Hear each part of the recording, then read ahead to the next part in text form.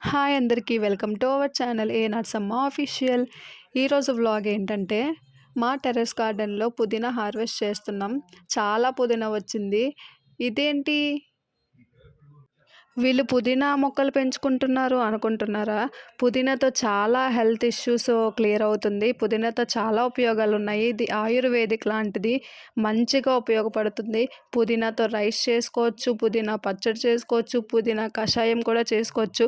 పుదీనా కషాయం చాలా మంచిది. పొద్దున్నే తాగితే మన ఒంట్లో ఉన్న బ్యాడ్ థింగ్స్ అన్నీ బయటికి వెళ్ళిపోయి ఫ్రెష్గా బాడీ అంతా ఉంటుంది. చాలా బాగుంటుంది పుదీనా.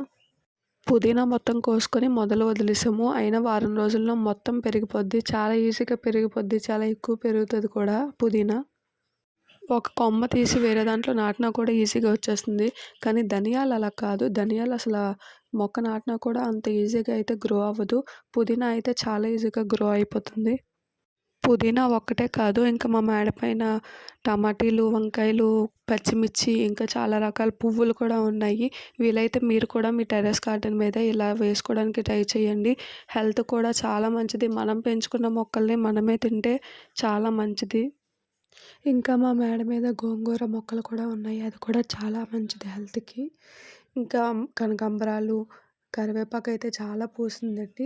చాలా వచ్చింది, తెంపేసుకున్నాము. అయినా కూడా మళ్ళీ పూస్తూ ఉంటుంది. చామంతి పూలు కూడా ఉన్నాయండి. చామంతి పూలు అయితే కార్తీక మాసంలో స్టార్ట్ అయ్యాయి. ఇప్పటికీ ఇంకా వస్తూనే ఉన్నాయి. చాలా పువ్వులు ఉన్నాయి.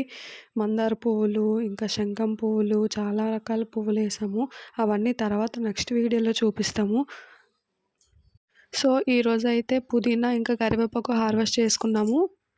మన వీడియో నచ్చితే లైక్ చేయండి, షేర్ చేయండి, కామెంట్ చేయండి. సబ్స్క్రైబ్ చేయడం మాత్రం మర్చిపోకండి.